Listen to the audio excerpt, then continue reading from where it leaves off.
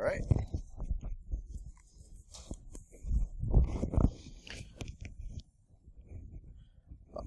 All right. Hi. After much ado, 8 minutes. It's not half bad. It takes me longer than that to figure out how to use the one button on our microwave. So I don't understand why it is that everything gets so complicated by getting so simple these days. But all right, so this week it was suggested by the conference to change over to this different topic here. So full switch happened last night. Yeah. So I'm going to stumble my way through it, but here's what's important about this, is that this is a topic that's pretty important to a lot of us these days, which is basically how do we toe that fine line as being industry folks who need to be focused on protecting people, disclosing information when appropriate for the greater good, while not doing anything that's going to be illegal, lead other people astray, or cause problems. It's really, really tricky.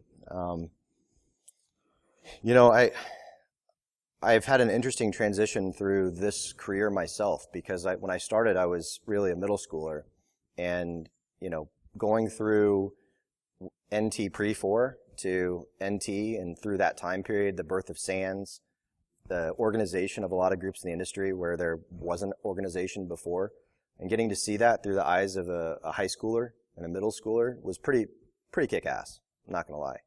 It gave me a perspective that I never would have had.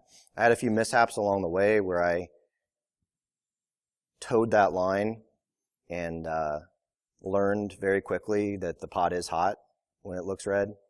And through that, I've had a couple different interesting perspectives.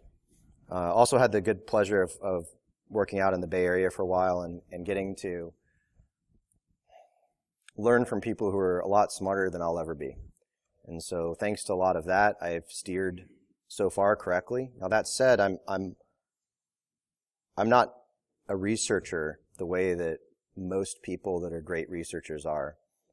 I get ideas and I try to get people on board with them and help steer them in a direction that they're going to be successful. So I'll never be the one out there finding the latest and greatest at all. But I also do feel like we have a duty that's emerged, and I'm very duty focused, and I believe that there's been a massive change that's happened, and I think that we're having a hard time with that change as an industry right now. And so that's what this kind of comes down to be. Now, just out of curiosity, how many people in here would put themselves in the hacker category? All right, about half. That's cool. That's great. You know, and it's funny because a lot of the people in the room who are older than 30 probably know what that meant in a different way than what a lot of people now would say. You know, so that's a really big deal. We get a lot of new recruits at Rook who they just want to hack. And they want to do, you know, as much pen testing as possible, and that's all they want to do. And it's an interesting thing to see what the difference in mindset is from when originally it was, you know, how do we make sure that this system isn't going to kill somebody? Or how do we make sure that there's not a major vulnerability that's going to mess up all of EMS and the response times throughout the country or through the city or municipality? It's all changed a lot. So here's the sketch for what we're going to go through here in the next 50 minutes. Or 40 minutes. I don't know. What time is this thing? 47 minutes. Fantastic. So here's what we're going to go through. We're going to go through a little bit of the background on what the hell I'm talking about. I've got a challenge statement for everybody to think about. And then some sketches and the illustrations applied. And back to the challenge statement. Now, along the way, we might get derailed, which is kind of cool. So that'd be great. I would totally welcome people to contribute to this. I'll manage that accordingly.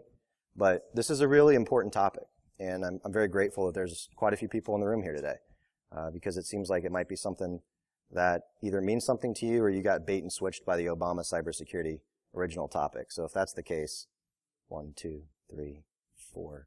Sorry to the 4 of you. Wasn't my idea. But I like where we ended up, okay? So it's an interesting thing, and it does tie into a little bit of that. So I'll make a little tight connection at some point on that topic. So, pardon me for reading for a second, but I'm going to. You know, we live in historic times right now in the information security space. And I don't say that lightly, and I don't try to overblow that at the same time. we're at a massive point in how this industry is going to respond and be prepared to taking care of the future. Everything has changed.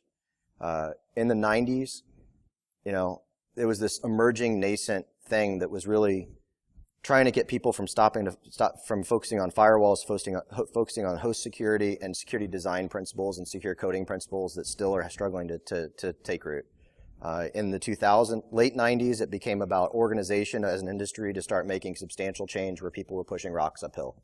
2000s, it really became about compliance, and everybody got led astray.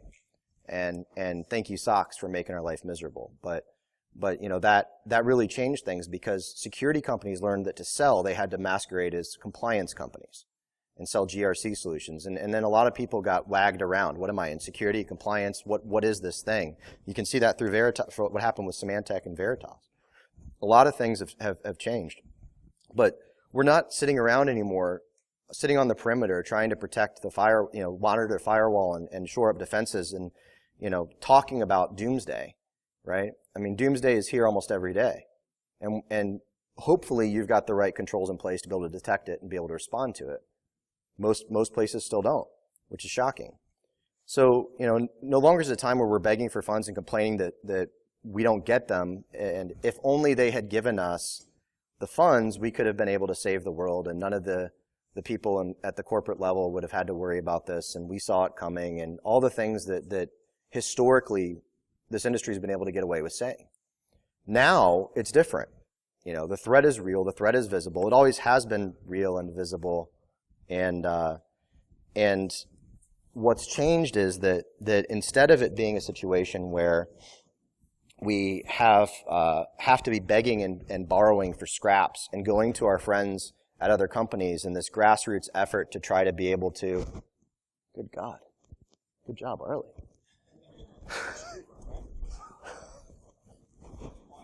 So what was that? 1, 2, 1, 2, 1, 2, 1, 2? Okay. Instead of having to beg, borrow, and steal, and again, back to the late 90s and early 2000s, one of the coolest things that I ever got to experience was sitting around a SAN speaker room and listening to all the brilliant minds talk about all the cool stuff they're inventing. And these groups were people who were in parts of larger organizations who were given the luxury of going off into a little cave somewhere and dreaming up things and making them become reality, and that someday that'll be useful. That was really kick-ass. It was a really exciting time. Now it's different. We aren't sitting there talking about what's coming and how the sky's falling. We're talking about, oh shit, the sky's falling in big chunks every day. And now everybody's turning to us and saying, what do we do? How are we going to fix this? How are we going to stop this? And there's no place to hide anymore. And so that's a big deal because it's no longer about theory. It's about, where does the metal meet the meat here, guys, gals? Where does the metal meet the meat? Are we able to be successful with all the stuff we've told everybody that we knew how to do? If only they'd give us what we needed to be successful. Now they're saying you can have anything you need to be successful. What are you going to do with it and prove it, and how fast can you get it done? All of things that now make us under the microscope and measured in the way that every other business unit in the world gets measured, but we're not comfortable with because we've never had all the resources we need to be successful. So it's a different world. It's a different ballgame. And the media is covering it daily. We're asked to be their sheepdogs. And people, there's no one else in the world who's better positioned to be a sheepdog than everybody in this room and at this conference. Nobody. Nobody knows this stuff inside and out the way that this group does. But with that comes responsibility, especially in times like this. So, they're turning to us and saying, how do you protect us? How do you protect us from the wolves? And now, what just sickens me is that in this time of need, can you disable that? All right. Approved. I accept the risk of you degrading our control environment around your endpoint, Arlie. In this time of great need, what's happening is that we're seeing more and more people wave the white flag and say we can't do it. And that just pisses me off. It really pisses me off. It makes me sick. I've lost so much respect for our industry in the last couple of years because people aren't stepping up to the challenge. Now, not everybody, mind you, but I'm just sick of this. Because we can do something about this, and we know how to do something about this, but we haven't been formally prepared to be in a position where we had what we needed to be successful and do so in a way that would be able to be measurable. So it's a different ballgame. While he's doing that, I'll pull this up on my phone here real quick. Make sure I don't. I've got so many thoughts on this topic. I had to put notes in here because otherwise I was going to end up way off the deep end. Because it's a hot topic for me. So basically, what we get to is really the challenge statement, and this challenge statement is exciting to me because what it does is it really sets the stage for what people are looking at us to be. So I was trying to think of all the different ways to compare this, and Tom Gorup is one of our he's our security operations lead and former military, and he's infused some ideas into my head, which I've really appreciated. But one of them is basically being a sheepdog, right? So what does it really mean? You need to have a vision for success. You need to break down challenges into its component parts, lead to successful outcomes, ask for help along the way, instill confidence and comfort. And that's the most important part that I feel like we're not doing right now, is instilling confidence and comfort that we understand this stuff and we can help everybody. So at the end of the day, yeah, we're all here to save the world to a certain degree too. And to some variant or another, I still believe that most people in this industry have their heart in the right place and are intending to go out there and do great things. So part of this comes down to trust. And I don't want to see hands or anything, but it's something to think about. Are you as an individual worthy of trust? Are you somebody who is a trustworthy person? Are you somebody who trusts yourself? If there's a major problem, and that is that when people are listening to the media, they don't know if they can trust us now. And it's because a lot of terms are getting bastardized and a lot of terms are being anchored around incidents or situations that people don't understand, and that media drives fear, and if it bleeds, it leads, right? So there's a lot of problems out there. And as this becomes more visible, it's a bigger problem. You know, we've got up the road here, I don't know if I even say this in here somewhere, but there's a diner called Cheryl's. It's up, it's famous, its slogan is "Eat here and get gas," right? Not exactly the best slogan, but it's sticky. So they're up the road here, up 31 near Tipton, and I've been going there since I was a kid. Farmers, it's a little farmer's diner, fantastic place to eat. The menu hasn't changed in 30 years, and it's a great place. Farmers up there will be drinking their coffee and talking about, gosh, can we trust these guys? Is this something, who's going to solve this problem? And they lump us in with the bad guys in that environment. And it's hard for me to sit there and hear all that. But the board members, grandmas, CIOs, marketing people, they don't understand what we do in our little crazy black bag of tricks that they throw money into every now and then, and sometimes they get something out of that might be useful. So it scares them. So how do they know when they're looking from the outside in? How would I know looking at this room if it's full of sheepdogs or wolves? I don't. I hope. I have faith, but I don't know. So why is this?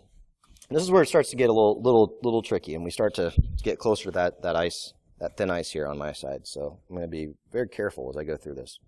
But in my opinion, the reason that we're running into a lot of these challenges with perception are because people are out there garnering media attention who reflect negatively upon our industry. All right? They make legislators reconsider what their thoughts are about who's good and who's bad. Farmers discuss what needs to be done about these hackers and not understanding that they're hopefully not talking about us. And that sucks. It makes me sad, to be completely honest. It makes me sad. I've committed my life to this career, and I've been doing that since I was in 5th grade, 6th grade, because I grew up around Gene Spafford and Gene Schultz from Purdue.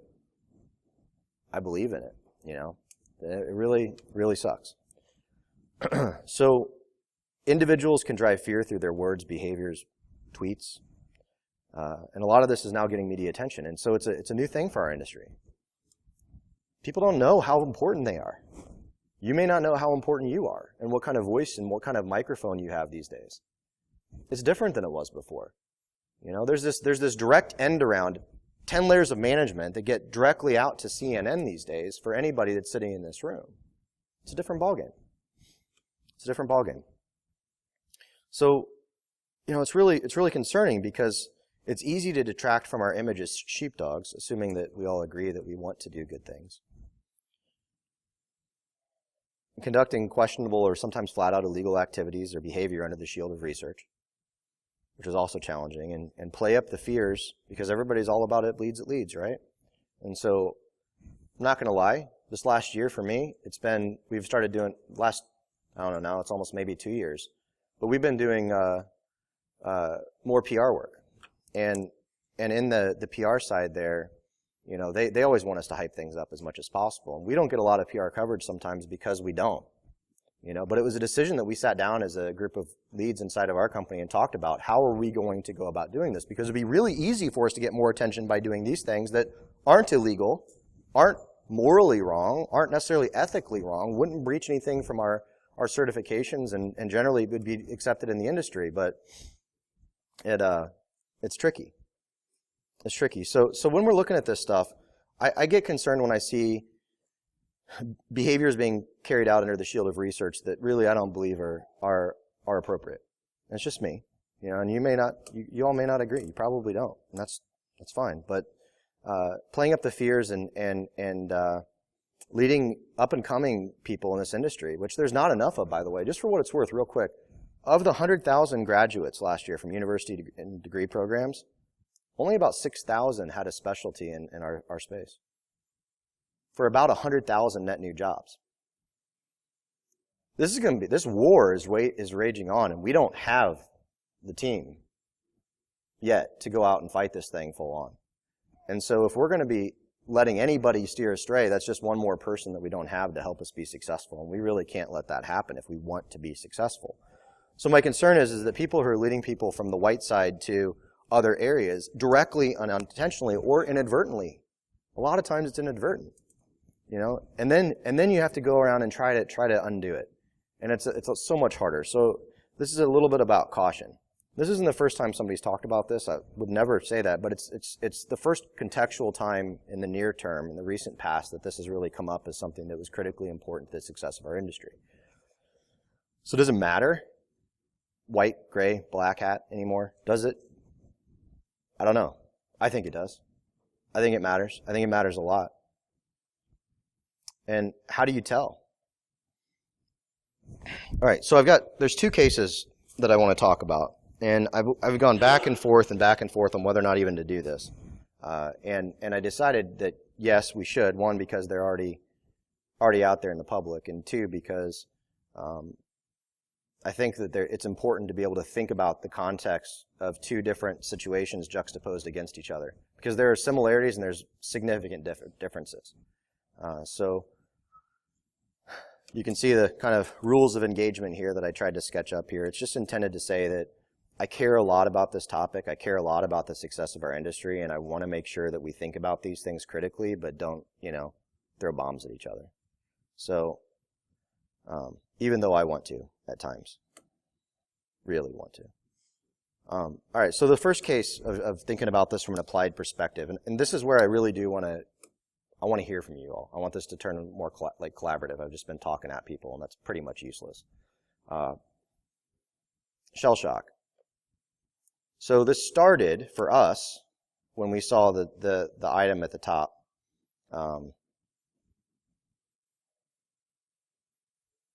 Made Tom go, and made me go, So then you've got tweets here from other people, differing opinions on whether or not this is good or bad. An illustration, a little bit more elaboration below. And let me make sure I say the right angle on this. So from the TroyHunt.com website, his commentary was the fantastic research, et cetera, by Rob and whatever, is what led into this, and then this snippet's pulled out. But the reason the snippet was pulled out was to talk about remote execution of an arbitrary command, and having it be something that someone else is saying and that I'm just repeating. So interesting case there, right? So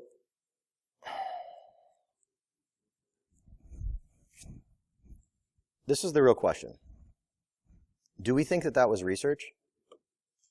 First off, is anybody not aware of the situation that I'm referring to? Okay, 1, 2, okay. All right. Short story is a well-known researcher went out and created a script to determine how widespread is shell shock. The contents of that script from my understanding, which I'm not nearly as technical as I used to be, but utilized a vulnerability to then ping back to their servers to then, if that ping was successful, it was an indication that that server was susceptible to the attack. Anybody disagree with that? Okay, just asking. So in our neck of the woods, if that was anybody other than a known entity, we would be pretty aggressive about dealing with that. And we would consider that to be an infiltration, and that would theoretically be against criminal trespass in the digital space. But it's Robert Graham, and he didn't hide who he was. So is that good or bad? So my first question for you all, and forget the definitions. The definitions don't really matter. I'm looking at subjectivity. I don't care about the definition. I just put them up there for talking points. So do how many people in here feel like that was research? Okay. How many people feel like it was legal? Questionable. Okay. Now, this is the fun part, because this is where I get torn too. Was what he did okay? How many people think that what he did was okay? Because that's a different question altogether. Okay. And I'm not setting anybody up, and no one's looking behind them. Please don't look behind you, by the way. Which is completely unfair to everybody sitting in the front. Sir?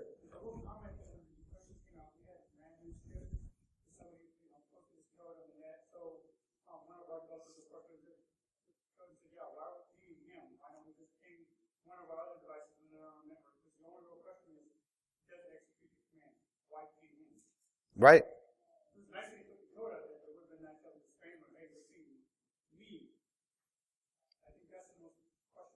Insert it as a variable to send it to something, but there's no. But see, and then I would counter from a researcher perspective and say we don't have a good facilitation right now anywhere. There's no one set up to handle these types of problems, which I think the industry needs to solve that problem really quick. I think we need a 501c3 to be stood up. We need to. I don't want to get off. I get really excited about this because there's a need. And we've got lots of great people and great minds that could solve this problem in probably a hackathon.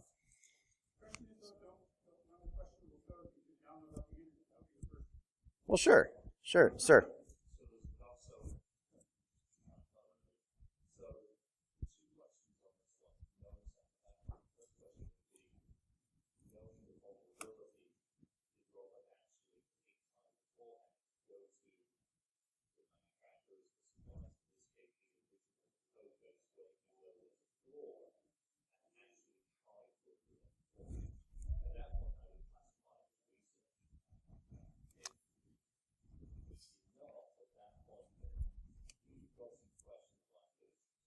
Yeah, and I don't have the answer to that.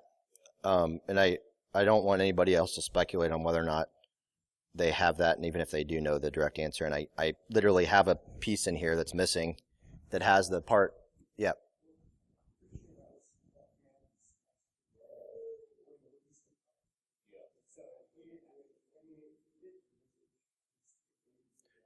My understanding of the situation, and please correct me if I'm wrong, was that he got involved at the point at which how do we quantify how widespread this is? And for whatever reasons, I don't want to speculate on reasons that people are driven or not, that was his approach, was to go out and hit the internet, which is what he does, right? And quantify. What's that?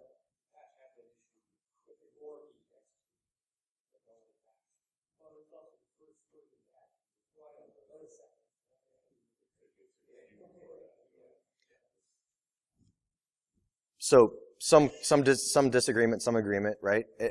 And so there's. I don't feel like that was a responsible disclosure situation because it wasn't him. He didn't identify this. He didn't do the research that discovered it. The folks who did had reached out to the founders of Bash and tried to. I don't remember who they were, but they tried to.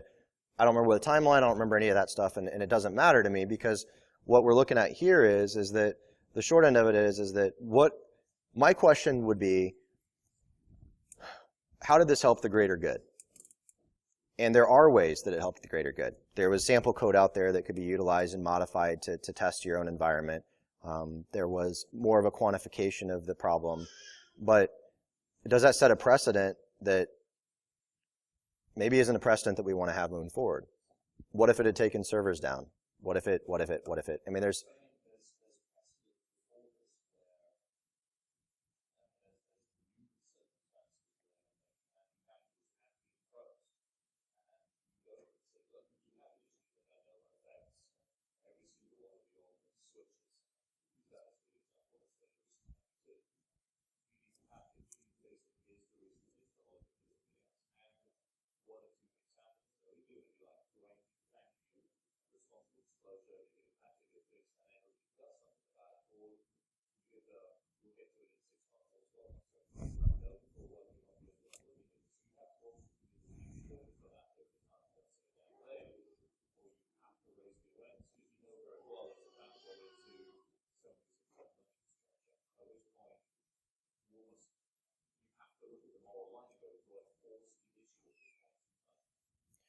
I completely agree, but not in this case.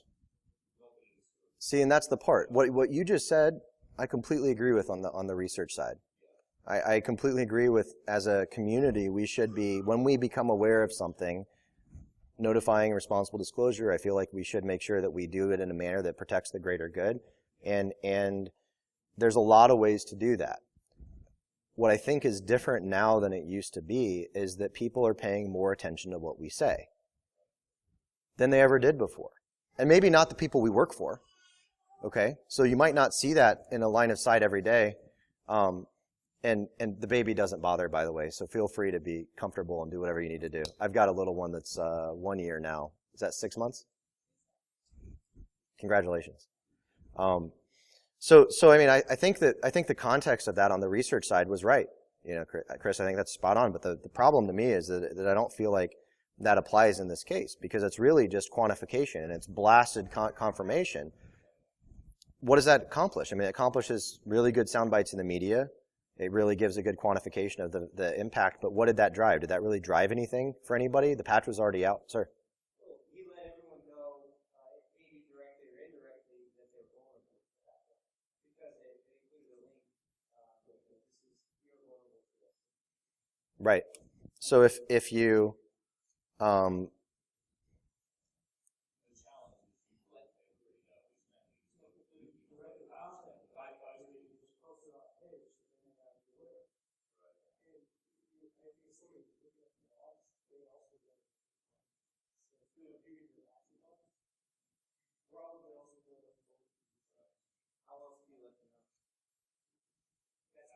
is it his job to let people know?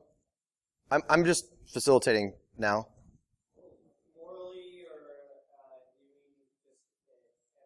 Okay. All right. Let me pause. This has been really interesting lately. So if my front door is unlocked and you drive through my neighborhood, you're not going to know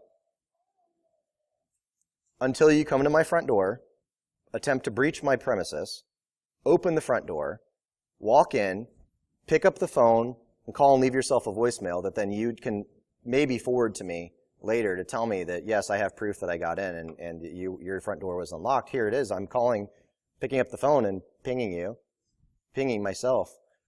Go ahead. That's different. There's a requirement of physicality. Like, you have to be physically present. Where in the internet, everybody is present. Did you take it that far? Or was it that's almost like putting a note on the door? He went up to the door, tried it, hit the note on the door. So he didn't take data, but didn't go to the phone. Which is that this note actually contacted him back. It's not the spam. He turned it off. Is it not? So this is the problem, right? This is a huge issue. What the hell is a ping? If you run remote, all right. So this is where I'm not geeky enough. Okay, so I sound like a jackass. So just help me. How does the ping get executed in this case? Running code on my server. That's what I thought. Are you okay with some person running code on your server without permission?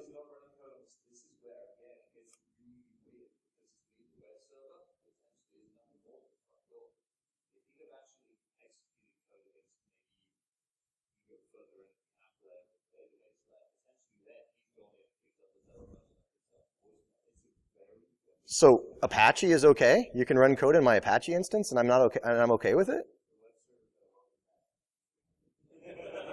Is it? Is it?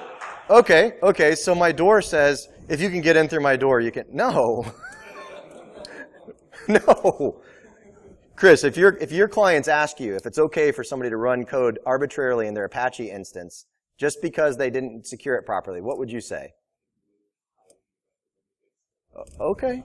Okay. Okay.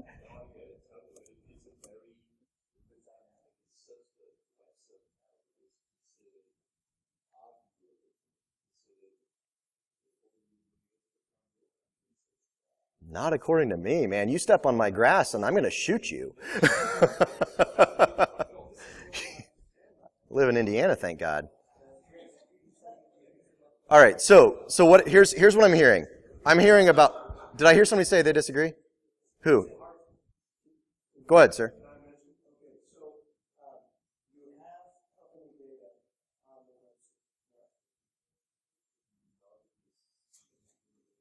Maybe. Wait, keep going with it. Let's assume yes.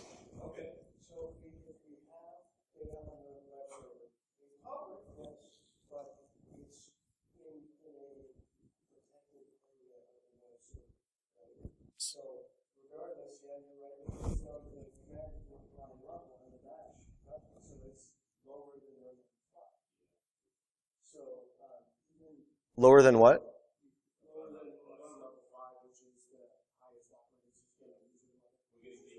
No, it's good. I understand in Nick's, but I was trying to see what people were.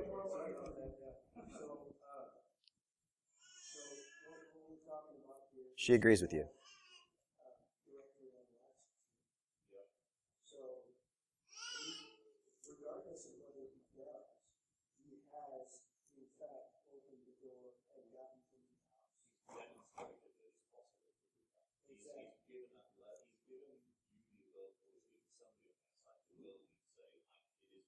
Which to me is he walked in the door and phoned home. That's my opinion. Sir. So go ahead.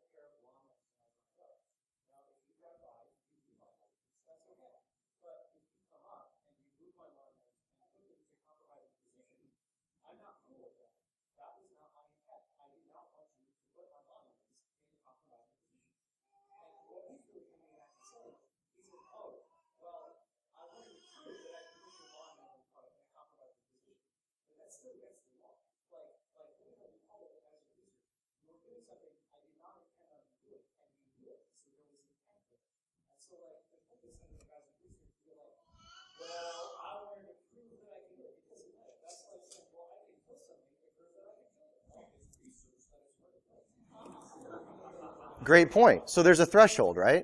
But what sucks? We don't have any case law for this yet. Sir.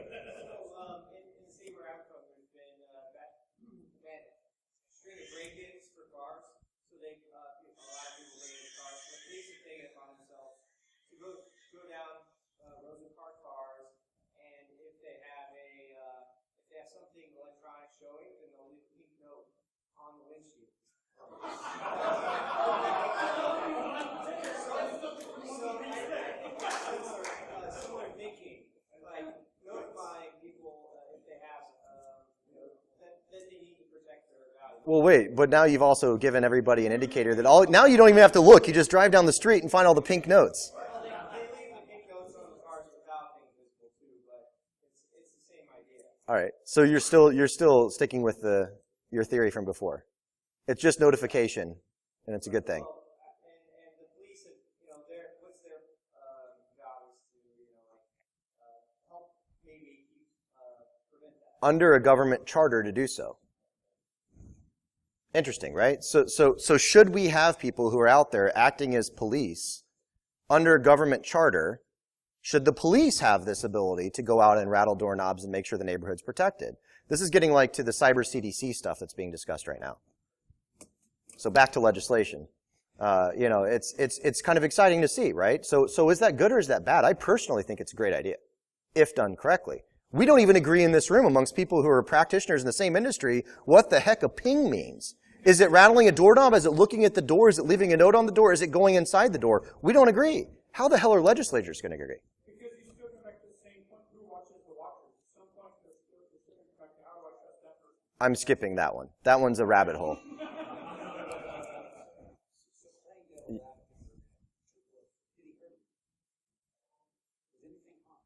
Yes. Yes, we spent by policy in our environment, in our SOC, we have to investigate any time that somebody trespasses, which is defined in our policy set a certain way, that we've done the legal definition for our team to know what that means to somebody. And so if somebody comes up and is on the property, I don't care if they rattle the front door or not, they're trespassing already. And so we have to be guardians against that, hence sheepdogs, right? So we're barking. And so in our case, we had to follow up on every single one of these and present the case, button it up, have it prepared so that their counsel and all these clients were ready to decide if they wanted to take action or not. That was our job. So yes, I'd say there was harm, but you're right. Is it hurting anybody to fly overhead with a drone and say who has fences and who doesn't? I don't know. It's a good question. Sir.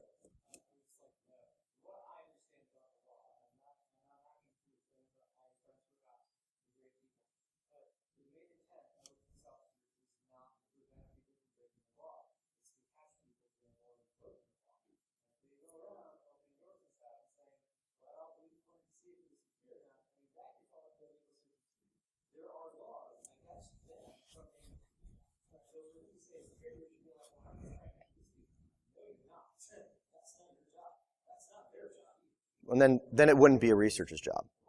In your argument, it's the job of that homeowner to protect themselves. Now it's a very delicate. So there's all these different things that come into play now.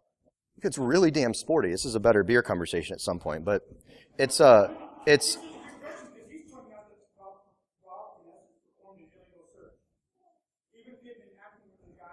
Well, illegal search directly pertains to law enforcement, so yeah. If he was law enforcement? Right. Which I agree with. But that doesn't, but see, now you go out and it's very simple. You go to at the federal level and you say, we're going to carve out under legal search, paragraph blah, blah, blah, blah, blah, blah, blah, subset B, blah, blah, blah. And then we say, hey, this does not pertain to the newly formed cyber CDC who is able to go out for the general hygiene of all of our systems because it's to the greater good and protect our citizens from themselves. Maybe, maybe not, right? Yeah.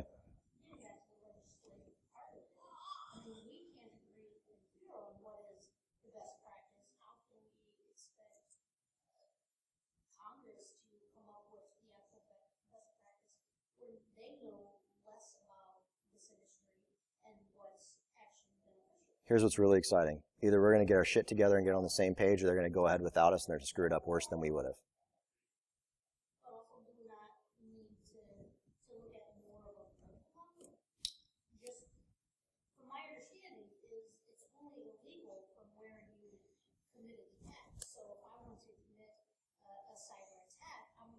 Real quick, there's some caveats there. Not just where you were is questionable depending upon things. So.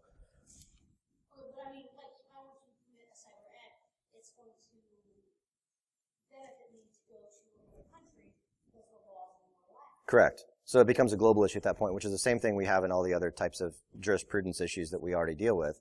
So you are right. We have two problems. We have a local problem and we have a cyber NATO problem. Right? I'd be terrified to try to conquer the cyber NATO one first, although the EU would have a strong influence in that space, and maybe it would get done faster, which would be embarrassing to the current administration. I don't know. Good point.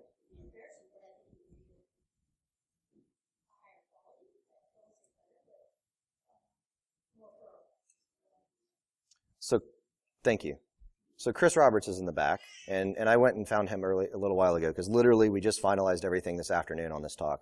And I wanted to make sure he had a preview because personally that was important to me. I wouldn't like to be up on somebody's slideshow and not know that I was going to be there. So we talked through this a little bit. I got some of his perspectives, so just wanted you all to be aware so you could kind of put your guns down for a minute and not feel like you had to shoot me on his behalf, all right? So we have our previous case, and we were torn on that, although the majority of people were in the same boat, just for what it's worth. The vote was basically like 3 to everybody else, which is cool. It doesn't matter, right? I mean, we're not judge and jury in here, so it's kind of exciting. All right, so how do we evaluate this versus it's on its own right, and then versus it's the other? And now this gets really touchy because the person we're talking about is sitting here. Now, I'd like to think that we talk about people, whether or not they're here or whether they're not, the same way. So let's focus. Well, I will. So, How many were here for Christmas talk yesterday? So some of those things can be influenced by. that's great. That's great. Some of them want to hear it. Somewhat. Some of them will not have heard what you had to say. That's fine. Either way, because the fact pattern's still the same. So the facts are, right? Chris tweeted the tweet on the top left there, which led to some getting to know you opportunities with law enforcement and an associated affidavit. One of the things that concerns me about this particular one, and though I wanted to call out, is that while as I've asked around the industry, different people that have been around a long time, everybody believes that Chris definitely has his heart in the right place, which is really nice to see in here. So here's what I see, though. Of all the people in here who raised their hands and said they were hackers, a hacker told the FBI that he made the plane fly sideways after cracking the entertainment system. A well-known U.S. hacker, blah, blah, blah, founder of his company. And during these statements, he said he had exploited vulnerabilities within this system while doing these things multiple times, etc. That's hard, and regardless of what I think about Chris in one way or the other, it's hard because right now then it makes people say, my God, these hackers are just out there hacking planes. And that scares the shit out of people. Now, our research, my research, none of which has been published, by the way, and it will not be published. It's been shared with the right people, and then I don't know what happens with it, which is part of the problem, has found that there are some serious problems on a couple different architectures that are publicly available through the Patent Office on Google. And if you go look at this stuff and look at the controls they have in place, you're going to see that they're lacking. And so it's a pretty damn big deal. And these planes, my family will not be on until they fix those things. So, that was something that we discovered a year ago. Did the stuff that I shared with the right people help? Hard to tell. I have no idea. Did the publicity that Chris got help? Hard to tell. Certainly increased awareness, like the Mandy and APT1 report did. So, will he survive this in the end? I hope so. But it's tricky, right? So how do you evaluate, right? And you get all these people coming back and making comments, and, I see remarks that are made that, are making a joke out of it. And there's different, when you think about going through adverse situations, the first thing you do after you're shot at or there's a near miss or something like that is you after you get done wiping yourself clean, you make a joke about it. So I've heard from people that I trust. And so making jokes is part of survival, and part of going through the grieving process at times too. But it's really tricky because from the outside in, if I'm being a flip jerk, I look at this and without any context, I say, we've got some half-cocked hacker out there who's hacking planes and laughing about it. That really pisses me off. Sir?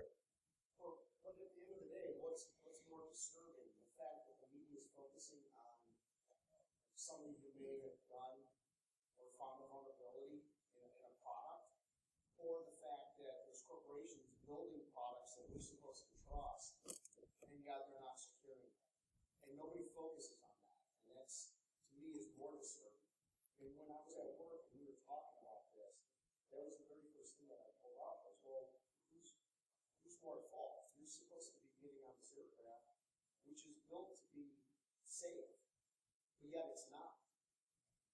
Yep, and the FAA issued warnings on this, and there's actually transactions back a couple years ago about some of these particular aircraft and some of the concerns they had with the in-flight entertainment and navigation systems, and they still are having the problems. So they don't. That's right. Because this was easy. Because he set himself up to be an easy target.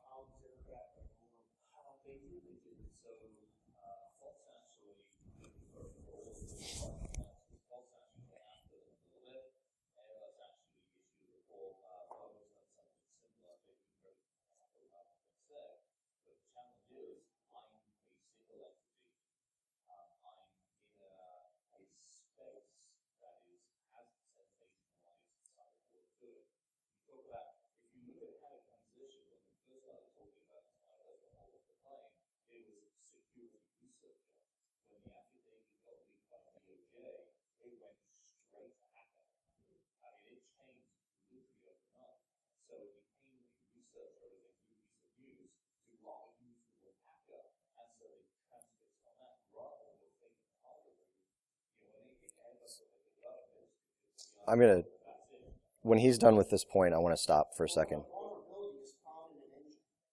Physical flaws found in an engine. Those planes are grounded. Yep. Right? They're grounded. But yet, none of the media talk about this and look at this in the same way that they look at physical issues with aircraft. I'm gonna rip a Band-Aid off and it's gonna hurt. It's because we have no freaking clue how to talk to people. We are failing to get our message across in this industry. All right, guys, so I'm getting the wrap up and you are?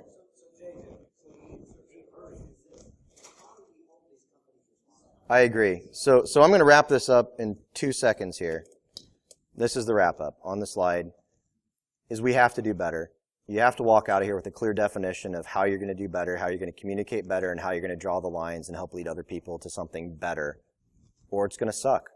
And we're going to get kicked in the teeth, and we're going to get smeared in the media, and our lives are going to be miserable for the next 5 years. So I hope that you guys had a good time today on this. I really appreciate the interaction and discussion. And Chris, thanks so much for coming for this. I really appreciate it.